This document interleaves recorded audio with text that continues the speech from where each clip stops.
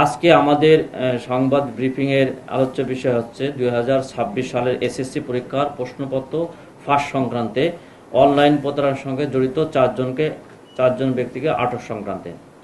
SSC 2026 পরীক্ষার প্রশ্নপত্র ফাঁস সংক্রান্তে অনলাইন প্রতারণার সঙ্গে জড়িত চারজন প্রতারককে ডিএমপির CTTC counter terrorism and transnational crime আটক করেছেন।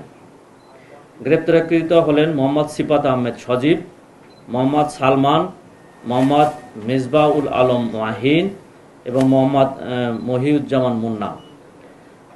গত সোমবার 20 এপ্রিল সিটিটিসি অনলাইন বিভাগ ইন্টেলিজেন্স অ্যানালাইসিস বিভাগ কর্তৃক সোশ্যাল মিডিয়া মনিটরিং সময় এসএসসি 2026 প্রশ্নপত্র ফাঁস গ্রুপ নামক একটি ফেসবুক পেজ থেকে গুরুত্বপূর্ণ তথ্য সংগ্রহ করা হয়।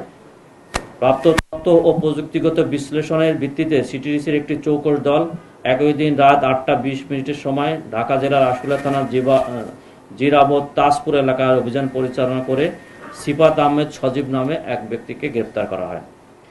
গ্রেপ্তারকৃত সজীবের স্বীকারোক্তি ও প্রাপ্ত তথ্য বিশ্লেষণের পর বৃহস্পতিবার 23 এপ্রিল বগুড়ার ধুনট থানা এলাকায় অভিযান চালিয়ে সালমান নামে এক ব্যক্তিকে গ্রেপ্তার করা হয়। একই দিনে দিনাজপুর জেলার নবাবগঞ্জ থানাধীন নবাবগঞ্জ বাজার হতে দেওয়া রিয়াজউদ্দিন উচ্চ বিদ্যালয়ে গামী পাকা রাস্তার মধ্যবর্তী দাদনপুর মালিপাড়াগামী কাঁচা রাস্তার সংযোগস্থলে থেকে মোহাম্মদ মিসবাউল আলম মাহিনকে গ্রেপ্তার করা হয়।